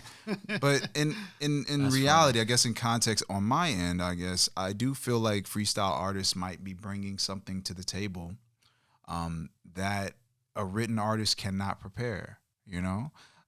Let's just say this. We write a verse. We really put a lot of hard work into this verse, man. It took me a month or two to write this. It's about ancient Egypt, right? And I studied ancient Egypt. I watched all the documentaries. I made this incredible verse. Yeah. I wrote it all the way to the nines. Everything makes sense. It's perfect. And I get into the studio. I record it, and it's just a bad recording. I worked my ass off on this song for the writing process, but then when I record it and actually get it together, it just doesn't sound the best, right? I release it anyway, and it doesn't move. It doesn't do anything I want it to do. But I know the work was there. I put all that effort into it, so it has to mean something, right? It has to have changed somebody's perspective compared to somebody that did the exact same thing, watched an ancient Egyptian documentary, turned on a beat, and just started freestyling about ancient Egypt. True. I feel like we'll get very interesting results on both sides. Right. There are going to be interesting results regardless. That pure zone state, if you can just jump in there automatically, then that's your gift. Do it. But if you're a super writer, then you're just going to write it, man. It just depends how strong the foundation of each structure is. Yeah. Like, it's like if you're really spitting something written and like, oh man, it's incredible. Yeah. If the freestyler comes along and just at least, I mean, just gives it all via freestyle. Yeah. What are we to like, are we in a position to compare at that point? You know, like they're faster than a pen. Well, yeah, because it ultimately comes up to the opinion. Andre's right, because like I think of like you know, that viral clip of Tory Lanez freestyling to that beat. I don't know if you guys seen it. I didn't see that. Man, I can't even describe it, but anyways, he goes viral for just freestyling a verse or whatever, and you know, everybody like on TikTok basically using the sound, and it still carries to this day, and that was probably done years ago. Yeah. Based off of a freestyle. That was a freestyle. Yeah. You know, so you're right in the aspect where you could just freestyle something and it will move. You know, so I think you made a good point on that. It's a balancing act. It's a balancing act, man. Yeah. So the one thing is that maybe the freestyle stuff does work on a commercial level, but once you're established, it's like, you know, it's like when it's like people just doing tours and stuff now. Like. Well, I think especially with lives and stuff now. Yeah, things that are lives. shorter clips, even. Yeah, you lives know, definitely even have an more influence on so. You know, freestyling would definitely work. Yeah, because that's all you need is a minute. Boom, you can knock that out real quick. Yeah, I think it is a mixed bag, but some of the best freestylers in the world we have results from now. Right. If you guys don't listen to Juice WRLD, just give him a try. You know, and it might not sound like it might not sound as lyrical as you anticipate, right? But when you listen to what he's saying, he's coming directly from the heart. Right. So he's really talking about how she did him. It just happened. She just lied to me. And he's saying it now. And it feels, maybe it's more emotion and energy based as far as freestylers are concerned, because they just hop in the booth when they feel it. Compared to somebody that, you know, Tupac-ing it and we organizing the shit and getting it together. Like, I want y'all to hear what I'm saying. Well, we can't. Are we gonna like give it? Are we gonna take a seat back to like skill level at that point? in some areas you might not get that fully dense rhyming style, perhaps. But the metaphors I feel like are more intuitive, so they're deeper in a sense, because it's something that's manifested on the spot. But as a writer, Mark to me is one of my favorite writers because he just has so much fucking depth for something very simple. So it's like you go all the way down to the bottom of what he's saying, and it's like, man, this guy must have been reading books for months. Compared to a freestyler, which I'll bring back to the freestyle documentary, they were just saying when you see the right person, you can tell they're knowledgeable. You can tell how good they are as an individual, and you can tell how smart they are as an individual just by how they assemble the words for the freestyle. Then we get that guy that's talking about split atoms and molecules. Oh yeah, and, that super rappers. You should just close off and fade out into that. Yeah, People exactly. are like, oh god, this is good. Like, dude, I would love to give him props. He just doesn't get the credit. Right. But even before we even came on live, I was like, bro, like what was that? We had to like hear that like 5 or 7 times. I was And like, I'm all hyping it up even more. I'm like, yo, Mark, that was actually like one of my I'm best. just sitting back. I'm like, that was one of my did he even favorite ones. freestyle that? It just sounds like.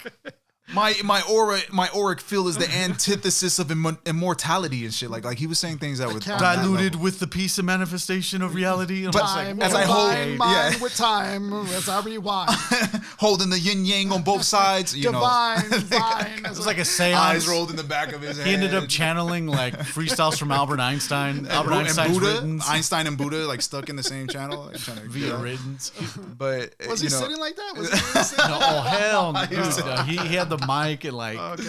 But in context to that idea, it's like Good God. the documentary states, they were saying the knowledge that you have gained over the years will be regurgitated. Right. It will come out in your freestyle. Yeah. So some people are reading books about Islam, Egypt, spirituality, religion, etc. Then that becomes the basis of what comes out of them. Yeah. Then you see somebody like Juice WRLD. He just turns up, fucks bitches, and smokes weed, but he does it in such an innovative and creative way.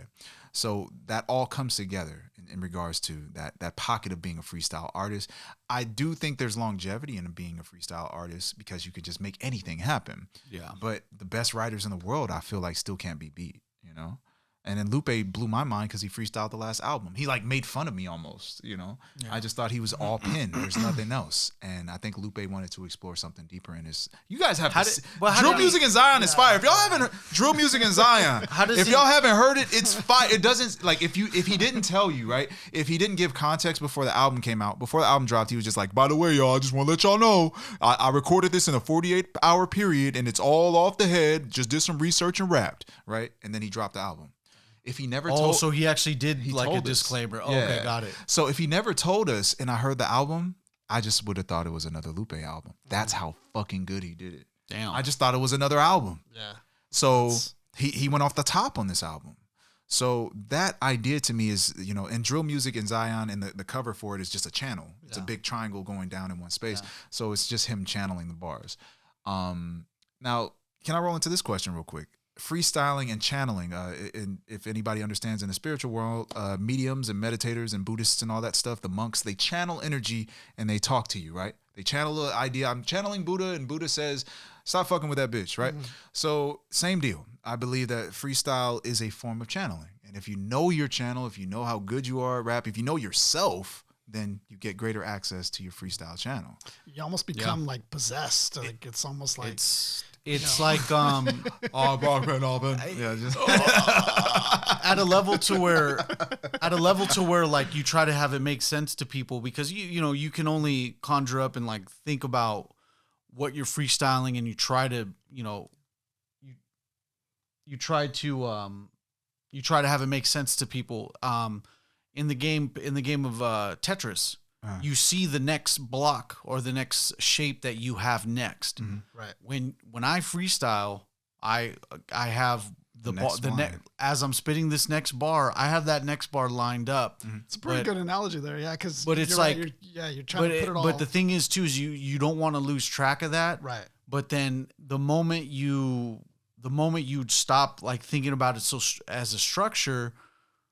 Dude, the best freestyles start coming out. Yeah. Like it's just it starts. your skills equipped with what you know. Like Andre said, you got to get out of your own way. Yeah, but then what is left after you get out of your way? The knowledge that you got up to that point. All these random, all these random books, right? Yeah. Over time. So I was playing Kingdom Hearts pretty hard, and I ended up freestyling with a bunch of dudes, and then I just did a whole bunch of Kingdom Hearts bars. It's like you're and building they were up, hard though. They were hard. It's like you're building up your random access memory. Like exactly. You're giving it like, I don't know, like some crazy 64, like, well, expansion pack. Yeah. You're organizing chaos to me. You know, it's chaos floating in the air. It's completely just loose in the air. Any place it can be, you just have to mentally grab it and bring it into a place that makes sense, which is a rhyme. Right. You know, that rhyme is something that you have to consider. That pattern is always going to be available to you. So if you rhyme a cat and hat, it's like you have to sincerely know what the next step is. That's how, like, he's, okay, I'm rhyming, I'm going off the cap, I'm coming like cat in the hat, right? Then automatically, like he said, just like Tetris, that there has to be a relation to cat in the hat or something, there has to be a rhyme ready in there. And then once that next rhyme comes in, it's just already prepared for you. In the zone, I don't even see words anymore. Yeah. I don't even think of words. Words don't even matter. It's like the Matrix. It is like the Matrix. When Neo sees the code. Yeah, the code all come together. All I see is binary at that point. Just stand in the hall. You know? There's times where he's freestyling 0011111. Oh, yeah. Mad binary, son. Mad binary. He's freestyling binary. Andre, do you think it's okay to still, like, prepare as a freestyler? So, like, in a sense, like, okay, let's say I'm going to prepare myself and just study up on the dictionary and vocabulary and kind of like build it up and then still put that aside, try to forget about it. Yeah. Freestyle, you think that's okay? I think that's perfect. Okay. I think that's really good. To pre-prepare, it's just you getting your lexicon together, your word log. Right. Because when you're freestyling, you just have words, like I said, in a chaos state. So if you know more words, then that chaos state might look a little more organized. Yeah. So let's say you just know for some reason all the A's in the dictionary, right? So while you're flowing, just assimilation, ascertain, like all these words just will float in the air, and as you're rapping, they'll come together. So reading books, to me, I think that was in the Rapper's Handbook and another book about freestyle that I read. Unfortunately, I forgot the name of. But essentially, they just said read books. That's like really just read books, because you're going to have organized words and knowledge. And what's going to happen is you're going to just channel sentences that you have read or something that stood out to you. Right.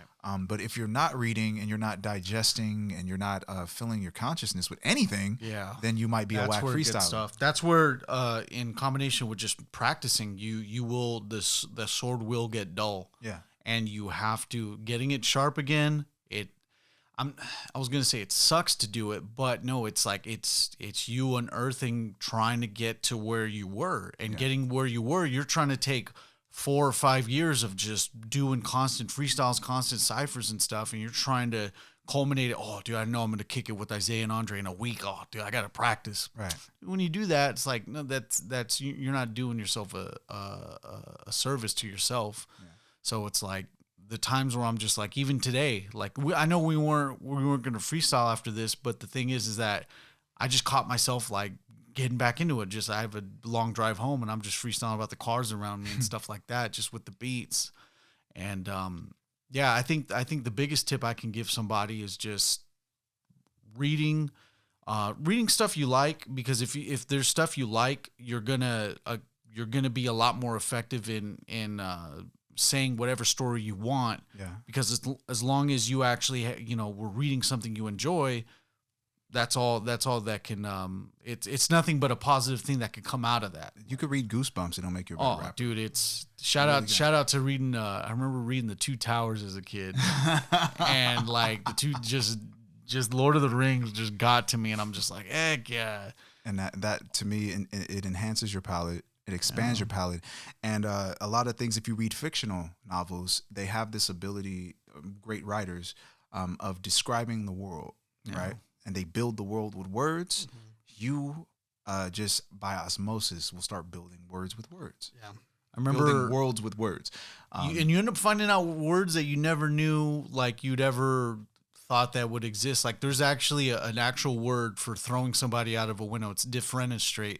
Defenestrate. And it's like there's this other one. There's like obstreperous. It's like Scrabble, right? When you have a set of words, you're just like kind of that's actually a word. That's a word for yes, perfect. Thank you. And it's just like you get this unique gift of like if you've had words that you've like visual, pinnacle, miracle, spiritual, you just have all that structured. Stack them up. Yeah, it's like there's nothing that can stop you in that essence because you've already had those in cue mentally, and if you bring them out in a rhyme, oh man. I mean, I think it's also a good gauge that and to the see, thesaurus. to see like where you're at in your own skill set as well. Like you'll start finding like what common words do you come back to, you know, then you start realizing, I got to expand the vocab, you know, because I'm starting to come back to the same phrase, the same word. Yes. Yeah, I gotta break that. You know? It's you end up as a freestyler, you end up catching yourself accessing. To me, there's this, and it explains in the Rapper's Handbook too, that there is the break in case of emergency rhymes that you have just embedded in your mind. You know, you've always had them the whole time. It's kind of like when people use college and knowledge. You know, they can get back on track with those, but then they have to come off with something else. Yeah. Like you have to have those in the back pocket as well. And then even transitional phrases, right? Transitional phrases when you get stuck on a freestyle, and then you use this kind of supplementary bar to get back on your feet. So what was you be reusing it, like, and then if you go back full circle on those same emergency rhymes, it's like, okay, cool. Now you know you have to step it up. But you were saying there's a Thesaurus. Thesaurus is a phenomenal battle rapper, freestyler MC, and all I know is that it's there's an actual guy named Thesaurus. Yeah, and he's dope. He's but his name is the space Saurus. So anyway, the source, right? Really dope cool, guy. Though. So really, really talented freestyler. Won World Rap Championships in 2006, 2007. Really dope guy. And his transition when he's like fucking up is all I know is that, right? And when you understand, like when you have a great transitional phrase, it gets you back on your feet. So his transitional phrase is perfect.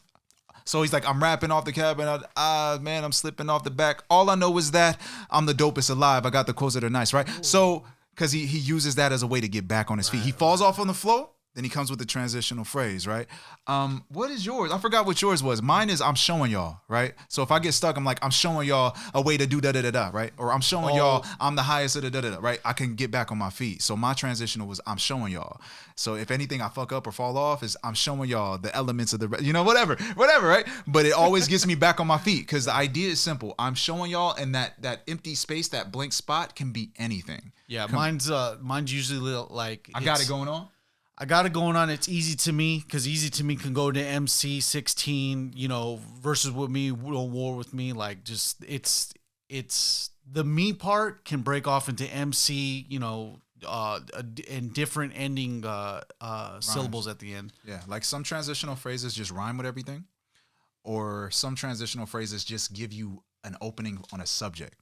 So when this guy says, all I know is that, it just brings you to any subject in your mind. All I know is that the Joker's a pussy because I'm Batman, I'm working and killing. You know what I'm saying? He can just jump into new subjects. So that is an essential piece to the freestyle. And when people have those, that's how you know they're doing what they're doing. Like they really know their skills. I just got 8 bars just reading off Thinking Critically right now. Just picked it off so trust me, just pick up books and just read them. Anything is in it. He's just absorbed the knowledge. Like, it's cool, man. Just grabbed it and put it in his What are some of your, I know we were just talking about this, but what are some of your guys' tips to freestyling that you guys like to do or Shoot. Yeah, well, I'll start it off, man. On my end, I'm busy putting this book. Yeah, he's putting the book back. On my end, because I do freestyling on Instagram, and honestly, that's like it's heaven almost. It's like when you're freestyling with people giving you words, you never run out of ideas. You can't, And then I can be like, I'm showing y'all, and the next word is already ready for me, so I'm already on to the next part. I'm getting to the point where I'm like 4 or 5 bars ahead of myself, really. Yeah. And I just really try to, and then if I'm that far ahead, I go, I can change it. Because on Instagram, you just have words being shot at you. Oh yeah, all the time. And it's like, all the this time. is way better than what I had stored up. Yeah, that's you cool. know, because compared to when when you see the Roots and Black Thought and fucking Questlove going back and forth, he's like, "Can yo, I got the can yo," that works. And Instagram is a super fast, streamlined version of that. Yeah. And then after a while, they get so involved in the cipher, they don't even realize they're helping the shit like it's really like they're rapping with me. Right. So if I do a theme on Batman, next thing you know, they're writing Joker, Robin, Batgirl, Azale, like all these extra, even the background characters I don't know about, you know what I'm saying? And then I can keep my concept going forward. And then as I say, oh, I don't want to be on no Batman shit. I'm leaving. I want to go to DC. They'll just suddenly start throwing DC characters at me. I got the Flash now. I got Superman. I got, so they just keep going. Wonder Woman, all that. When I'm freestyling on Instagram, they give me the energy. So if I could give anybody a tip, if you're freestyling live, you can never run out of ammo. And if you run out of ammo, the best thing to do is just slow down your freestyle. Don't speed up. A lot of cats speed up when they get scared. When when they're speeding up to the end of the bar, that means I don't know what I'm gonna say next. I'm running out of time. I'm scared. But when you just slow it down, you look like Jizza. When you just take your time, You know what I'm saying? So when you forget a bar, or when you're freestyling, right? When you don't know where to go in your freestyle, and you don't have a transitional phrase, the idea is just to stop. Take it back in first gear. Yeah, and don't say you fucked up. Don't ever tell them you fucked up. Yeah. Man, that's the worst. Don't tell them you fucked up. I really, as a freestyler, it will save your life if you don't say you made a mistake. They don't know you made that mistake. You still catch yourself. I still catch myself. There's times where I'm just like, you even blurt it out. Yeah. So it's like as much as I could agree with that, there's times where I'm just like, damn, like I feel like there's a time where I slouch. I've seen people lose competitions because they said it. What about you, Mark? What tips for freestyling that you tend to do or like to do? My best, like along with I like the reading what you like in conjunction with like if you really want to expand, like if the stuff you're reading is not like dense in vocabulary, then that's when you gotta put in the work of actually expanding your vocabulary, like reading the dictionary, read it, and then find those words and then break them down in the thesaurus and like find the alternate words to those, and you just set yourself up with the same, by definition, the same thing, like the same word, but then you can branch off to different rhymes with that same area of definition. That's the best part about thesaurus. You can always do that. What I also like doing is, if you're barely starting off, you start a cipher with friends. You start a cipher with friends because all of you are pretty much going to be on the same page, unless your homie's fucking Mos Def and Talib Kweli. That's where you really got to let them control the cipher. But with friends and stuff, your time's limited. You pass the mic once you flub or whatever. You pass the mic, it comes around, but the energy builds, and it's like the best stuff starts coming around. Freestyles, the best stuff that we've probably spit all together, we probably do not have recorded. But there's this times where it's just like it was the best moments. I just literally recall those two moments I just randomly remembered from Cal Poly and the dim open mic dim lights. I don't know what I said, but it was fire. But I know I ripped it, and I know the time I was at that record store down the way, like homeboy was like, "Man, Mark, I didn't know you rapped." I was like, "Yeah, man, did that." So it's like going with people, like just having like the bond together, because at one point, rhythmically and everything, you'll have that subconscious rhyme going around. Yeah, and it'll just be part of your life. You'll just kind of develop these skills throughout your day. Yeah, then you get better with like comebacks and replies, or like, and it even helps out with on a professional basis. Like it helps, me freestyling has inevitably helped me just with podcasting, with talking to people. Yeah. It's increased my confidence. So it's like stuff like this would definitely help more. Well, that's helped more than it hurts. I'll tell you that. But it's just nothing but a benefit. I love it. And I tell people all the time, people think I'm fucking weird, but I tell people like hip hop saved my life. Like I love it that much that I'm still a student.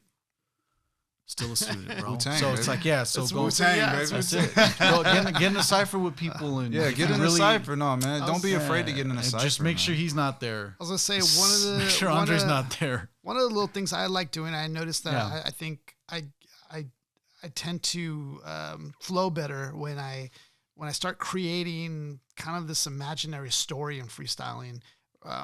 I struggle sometimes trying to put together things of my own life because I haven't figured all of it out yet. And so like I just find it more easier to creatively freestyle a random story that like, you know, and just kind of have fun with it. And it's just kind of like you just kind of say the most outlandish things in the story that this person would do. Like, why would they do that? Right. Yeah. And I don't know. I just like going there, and I feel like I'm just more comfortable, you know, creating an imaginary story with my freestyle. Yeah. So that's one of cool the tips too. I like about freestyling. So No, Yeah. it's like constructing a world on the spot, you know? yeah, And those elements of us in improv, man, is just, I think that never went away. yeah. To have the improv comedy background really, honestly, was the best thing to happen, honestly, because it just gives us the witticism. We're just ready. We're ready for anything, man. So, yeah, a lot of the time when me and Mark would hit up rap shows, we like, at any time, somebody could be ready to freestyle, and we're just there, man. We're ready. We're ready for that stuff, man. Dang. To me, if you guys want to get better at freestyle, don't make it a job. Don't make it an anime training session. Just really make fun of it. Have fun. I got better because Mark made it fun. He just said, come through. We rapped, and it wasn't a struggle. I didn't feel like I was climbing a mountain. I really just felt progress. I never felt anything worse. It's just taking your jump shots. That's all we're doing. I'm practicing dribbling. I'm just shooting. That's all I'm doing, and it feels good. If it doesn't feel good, don't practice. Right. In the book, they're asking like another tip that you can use is get your homies together in front of the computer and then just click I'm feeling lucky button, and On that's Google? the topic that you have to freestyle about. On Google. So if you guys like, if there's ever a time where you can get get all the boys together via what is it, Zoom meetings or whatever. I don't know what these kids do, but yeah, you could probably press the I'm feeling lucky button and just cipher with them online. Yeah. That's another tip. I did like how this documentary, I guess if you will, it gave him a full circle for Super Nat. Like he was able to come back and challenge. Beat and Craig G. challenge him again, and like it was his birthday, and he's like, "It's a sign from God." Yeah. Dude, it's crazy. I don't know whether it was like a thematic element that Supernatural wanted to do, but the thing is that you looked in his eyes when he's looking at the recorded footage of him losing. He was a different man. He was a different It man. was He like changed. It was the like same Kobe. It was face like was Kobe on the losing. video, Yeah. and then it shows up in like right then and there, and I'm like, And he damn. came back, got his revenge. Like it's the best dish served cold, as you famously said in your Oh my Catskill Calamity. gosh! Don't ever mention the Catskill Don't fucking Calamity. quote Like, Catskill good Calamity, lord! naming all these old projects. I don't know. I don't really know how to end this one, guys. This one's a tough one because freestyling holds a special place, I think, in our hearts. You know, it's one of the common things that I think has bonded us for so long. So it's very, Miles and miles of ciphers. Yeah, Miles. it's very tough. I don't know how to really end it. Well, the best way to end it is the idea simply is just we came together, cultivated ideas just like a cipher, and we will continue that tradition because we love hip hop, Absolutely. and that's hip hop. I think that's what it's one of the elements that I feel that makes a rapper. It's one of the things that makes a rapper complete is that ability. If you don't do it, to me, and it's just not. You have to pick it up. Like I feel like It only helps. I feel like I can't be close friends with anybody if they don't freestyle with me. That's fair. That's how I feel. Damn, No, dude. that's real. That's kung fu, Bro. man. That's kung fu. Like I've learned that. Like if you don't spar with the other kung fu guy, No. like there's like you have secrets, you know? Yeah, it's like I can't share everything with you. I can't rap with you. I can't. You know, because I want to see you in your organic Damn, and natural state, man. And I think that's why people freestyle together, to be like, let's just be natural. Let's see what we are Yeah. and just have a good time. It's and almost like bam. breaking bread. It's like that Yeah. common denominator. Like let's go at it. Like Yeah. you know. All right, man. So this was a great topic, guys. Freestyling, man. It's got to be something that, you know, we don't, we got to dabble in more so of. I think the last time we did it was July, 4th of July. Yeah. So it'll be something we'll do again. You know, maybe we might even do it on a podcast episode someday. I don't know. So, yes, indeed. Sounds good to me. All right. So everybody, take care. Remember, we're dropping episodes every Monday. So please continue to support. We definitely appreciate it. And we've already seen some good numbers already growing, considering us being pretty new, man. Nice. It's no surprise, though. I knew that was going to happen. All right, everybody. So take care. Have a great night, good day, afternoon. That's Do it again, man. Hold on, you gotta get that on too. Oh, dude. You might as well. Let me go. Yo, you might as well. I'm about to take you down to third rail. Yo, I'm not in hell. I'm in Dante's circle. Yo, I ain't Urkel. I ain't on no nerdy-ish because I do this. Yo, I got it laid out like a nice plate of fish. Yo, and several appetizers. I'm not a miser, but yo, I come in the cipher with me and that's quick and lyricology. You'll be catching bodies, B. That's asserted fact. And matter of fact, I'm about to pass it to my left, Jack. Yeah, well, bring it back because I can't hear the fucking beat, so I gotta bring them fire when I'm bringing them the heat. You can't see. This nigga is the king, I'm obscene. You be watching me, you feel me like a scene. Get it? Film me like a scene. You can watch me, I'm the king. I'll be rocking all these bars. All of y'all will fall asleep. I'm the king again. I feel like Simba, but I move faster than his daddy. The cat is really catty, cause I'm a lion and a cat seat. You niggas feeling bad cause I'll kick your ass seat. You'll be sitting in your wheelchair just like Degrassi. Call me Drake if you play. I'm showing y'all that this kid is great. I'm divine and I come from the sky and drop down on your plate. Here's some food for thought. I'm giving y'all the truer bars. I'm the god of this. The bars that spit are hot as shit. I feel like Kratos with two blades in his hand. The god of this. Got this shit? I'm got the kid. I got the Joker behind me cause I got Gotham in my palm and shit. Hold up. Time to come in. Yo. Coming in like sin, yo, I wish I could come from within. You know what time it is, yo, it's Nesquik, it's not anonymous, yo. I'm dropping this, as I start talking about it. I'm hungry like a hip-hop-potamus. My words are ominous when I'm dropping this hip-hop, yo, we paying homage. Back in the days, I used to be hooked on phonics until my brother put me on the chronic. And then I fell in love with rap, it was atomic. That's why when I see weak MCs, yo, I wanna vomit. Yo, I'll kill them off like the dinosaurs when they saw the flying comet. Supersonic, I'll smash bros. Yo, they asked me for my scrolls. Who knows? I'm chilling with my bros, and here it goes. I'm like Al Capone, the mugshot, coming back like a dead bloodshot. But then we come again, we're playing dominoes in prison. We about to escape. You get your cape. But what we about to do now? I don't know. Pass it around. Mark F. the realist is in this cipher. Yo, I'm coming in. Yo, I'm like Dick Tracy, a yellow Pico, ready to catch wreck, especially when I'm here on the set. Yo, come podcasting. Yo, it comes in. I'm an invader. Yo, I'm like Darth Vader. Red lightsaber, the force is strong, cause my word is born and I got it going on. Yo, I'm ready for war. Weapons equipped. Yo, don't trip because I'm coming down the Las Vegas Strip. Ready for the sluts and the slots. Yo, you better have your vest up because I'm coming and I'm not gonna wax you like Tupac. Yo, keep it going. Yo, keep it going. Gotta keep it flowing. I'm so open. I grab the headphones so I keep rolling. I'm showing y'all I give them omens. I feel like Odin, I'm a god in this. Now watch this shit, I drop it quick. You thought you was Tupac, you wanted him, so I dropped him quick. Now there's Tupacs to watch in here. Showing y'all I got these bars to split these niggas' heads. Showing y'all the kid is just the best. I feel like 8 Mile, but I'm 10 miles ahead.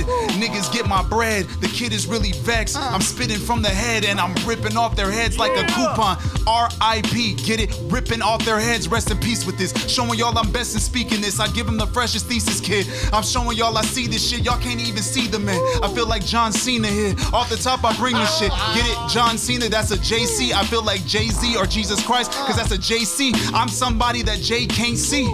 I'm just playing amazing. Getting lost in a maze, son, cause I'm hotter than the May sun. Pass it to my man Isaiah, cause his eyes slayer. Yeah, check the cipher. I'm slicing you just like Scyther. Venomous rhymes.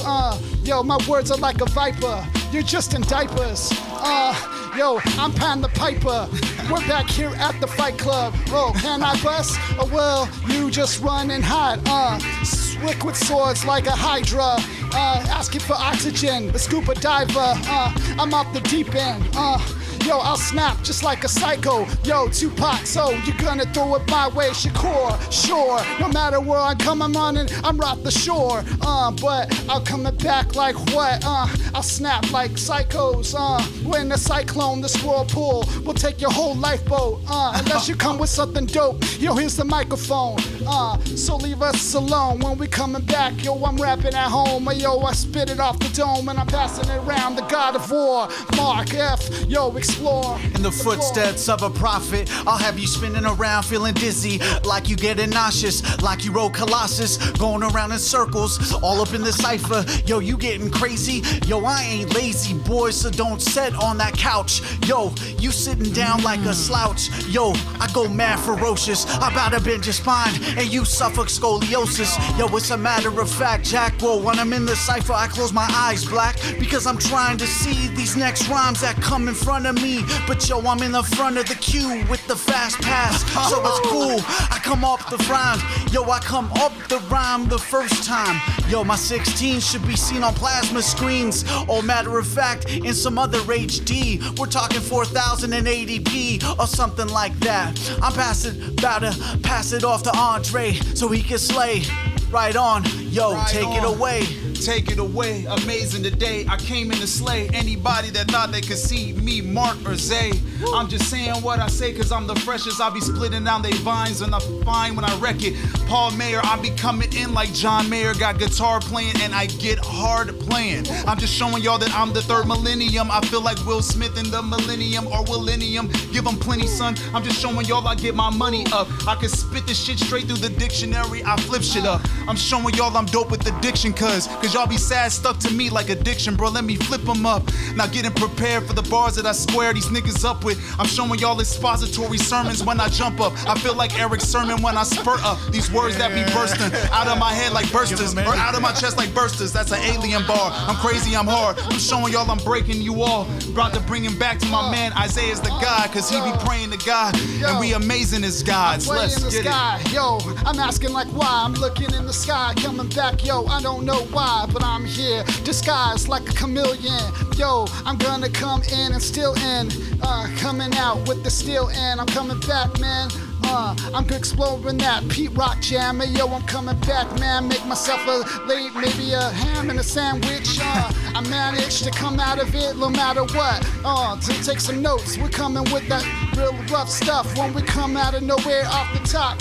What you about to drop, son? Coming like real bright now. Hey, yo, I'm coming out of sight now. And I'm disappearing in my act. So here I go with one of my tips. I'm gonna create this imaginary story now.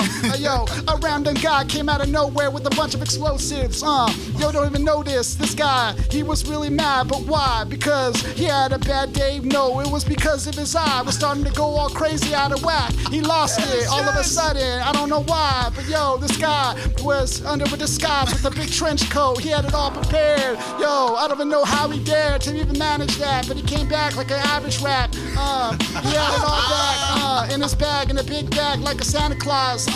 Yo, I don't know. He had all this kind of random drives, and I don't know what he was dropping anymore. Overalls and everything. What? Bermuda Triangle. Phil Jackson. This whirlpool, cyclone, whatever you call it. Dropping all the knowledge. Kick it. Let's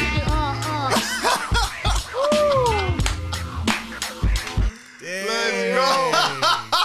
There we go.